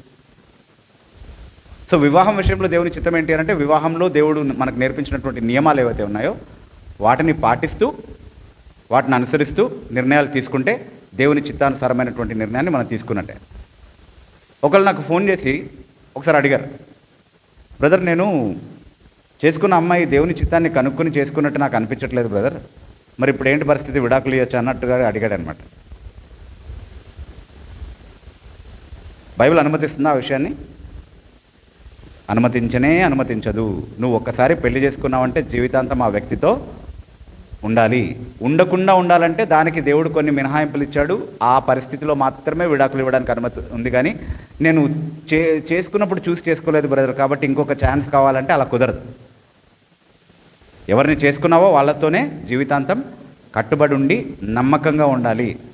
అది దేవుని ప్రణాళిక లేకుండా నీ జీవితంలోనికి రాలేదు ఆ పరిస్థితి. కాబట్టి దేవుడు ఆ పరిస్థితిలో నేను ఉంచాడు అని అంటే దాని ద్వారా నీ జీవితాన్ని రూపుదిద్దాలని దేవుడు ఉద్దేశించాడు, లేకపోతే అవతల వ్యక్తి యొక్క జీవితాన్ని రూపుదిద్దాలని దేవుడు ఉద్దేశించాడు. కాబట్టి నిన్ను ఆ వివాహంలోనికి అనుమతించాడు. ఒక్కసారి నువ్వు ఆ వివాహం చేసుకున్న తర్వాత మళ్ళీ ఆలోచించడానికి అవకాశమే లేదు. అందుకే ఎప్పుడు ఆలోచించుకోవాలి? చేసుకునే ముందే ఆలోచించుకొని ప్రార్థనాపూర్వకంగా దేవుని వాక్యం చెప్పినటువంటి నియమాలకు తగినట్టుగా మనం ఇష్టం వచ్చినటువంటి వారిని పెళ్లి చేసుకోవచ్చు అన్నటువంటి నియమం దేవుడు తన వాక్యంలో బయలుపరిచాడు. అది వివాహం విషయంలో దేవుని చిత్తం. దేవుడు ఇప్పుడు వరకు వివాహం చేసుకున్నటువంటి వారు ఈ విషయాల్ని గుర్తుపెట్టుకోండి. ఒకసారి దేవుడు మన జీవితంలో అనుమతించినటువంటి వివాహానికి మనం ఎప్పుడు నమ్మకంగా ఉన్నాం.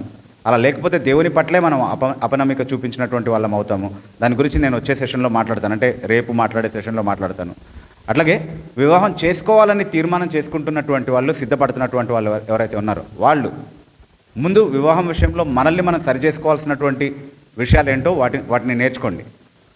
ఏవి మనలో ఉండకూడదు, ఏవి మనం చూడకూడదు, అవతల వ్యక్తిలో ఎలా మనం ఉండకూడదు అన్నటువంటి విషయాలు నేర్చుకోండి. ఏ పరిమితుల్లో మనం వివాహం చేసుకోవడానికి అనుమతించబడిందో అవి కూడా నేర్చుకోండి. ఆ పరిమితుల్ని మనం సరిగా అర్థం చేసుకున్నప్పుడు, ఆ నియమాల్ని మనం సరిగా అర్థం చేసుకున్నప్పుడు దేవుని చిత్తానుసారంగా ఎవరినైనా వివాహం చేసుకునేటటువంటి స్వాతంత్రం క్రీస్తులో మనకు సంపూర్ణంగా అనుగ్రహించబడింది అన్నటువంటి విషయాన్ని గుర్తుపెట్టుకున్నాం.